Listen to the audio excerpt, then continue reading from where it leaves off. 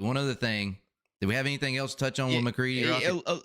Well, not necessarily the McCready Rocket, but we know that what we think is McCready's going to Rocket. That's what we know. Mm-hmm. Carson Ferguson's taking over Baylor. Have you heard any of the rumors and speculation about where Hudson O'Neal is going to be? Coming up. Well, let's back up and clarify what you just said there. Rumors and speculation. Yes. All caps. Rumors and speculation. Hey, you want to know where the most rumors and speculation fly around? I mean, there's a lot of rumor Probably mill our Facebook group. Yeah, I was going to say, yeah. Go ahead, Josh. You might be knowing where. Yes, you hear a lot of yes. When you get to the racetrack and it's just, did you hear about McCready, whatever, or Hudson's going here, or maybe here? It's just so much when you get to the racetrack and you had big news that it just came out late in the week like that. Yeah, there's a lot on Facebook, but you hear a lot of stuff at the racetrack that really blew my mind this weekend. But my point there is, we don't know anything official or nothing. We're just telling y'all what we've heard. Right. Yeah. And you take it with a grain of salt and all that. But I know one thing I heard several times, and again, rumor and speculation about Hudson O'Neal. What we do know is that he has something in place for a few weeks, I guess. That's Browns. And is Brownstown his first one? Yeah, that's this weekend, Atomic and Brownstown with Lucas Oil Series. And I don't know. I feel like I remember it being more than that, like a few weeks on tour, in place to keep him. Yeah. Until maybe something more steady or permanent for the rest of the year comes up. But I heard, again, rumor and speculation was the Rumley car. That's a rumor I heard quite a bit at the track this weekend. Oh, yeah. Well, I heard. Yeah, go ahead. I did hear that one as well about the Rumley 6 and some kind of collaboration with that deal. Right. Which would be interesting, from going from Rocket to a Longhorn.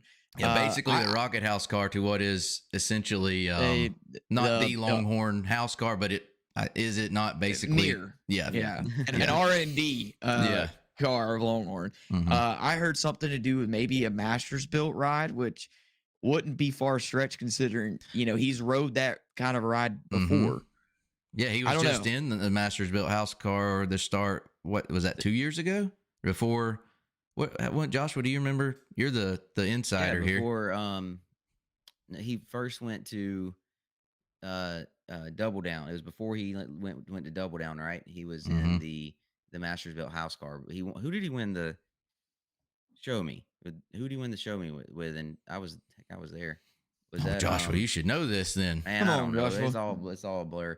But anyway, yes. Before that, because there was a point where it's like, where does Hudson O'Neal go from here? Like you felt like he was in danger of kind of fizzling out. Like he had kind of emerged, and he could be a future star, and then things didn't at that point when he was in the Masters built car, house car, whatever. At that point, it didn't really go that well, and you kind of felt like he might be in danger of fizzling out. He hooks up with Double Down and wins the Show Me, and emerges, and then he switches, lands the Rocket house car ride, and is a big deal, right?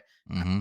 I could have that mixed up and backwards, but I feel like that would put it around 2021, that he was in that ride. 20 something like that. But the point in all that is he was in the Masters built house car before. They're from that area, right? The Masters built from the Brownstown, not far from there. Of course, his dad has that connect. Don O'Neal was obviously big part of the Masters built house car success, and of the early 2000s, and won the World or Dream. I think won a Luke. Man, I'm just throwing out I thinks here, but didn't he win a Lucas Oil title one year with them or something? I mean, I don't know. I feel like he's Don. Yeah, Don. Like there's a connection, family connection, and obviously our Hudson already has a personal connection with them. Yeah. So there's a lot of connections there, and it would fit, at least if we're looking at something that's, hey, we have a car, come get in it. We'll have it at Brownstown for you, Atomic and Brownstown, right? Until you figure something permanent to get you through, basically. Yeah. Or you could see that being a fit where they go back to, here all year. You know what I mean? It just, a lot of things can be put together quickly, or it could be a situation of him just somebody bringing a second car. Yeah. I have my own thought. I mean, so Hudson got in on a Boone Briggs's car for the Dome. Yes, he made a half a lap and then sent it to the jig. Titter to the jig. I mean, that was one of my thoughts. Is what about Boom Briggs? You know, It could be. depending on how, you know, Boom's probably tight with Mark and them. Is he running Lucas? I don't know. Is Boom running Lucas, Joshua? Yeah. Okay, so. there you so go. that would be a fit to me. Yeah. If as long as here's the point: is Hudson O'Neal will have as soon as this news came out, it's like we talked about it. It's like he'll be at Atomic and Brownstown in a car, right? Yeah. Someone will see. One, he's that good of a driver. No, he's not going to go without a ride. And two, he's he's poised to be in the Lucas Oil title chase. All he has to do is get in the top 4. I say all like it's nothing, but like he could have a like an adjustment.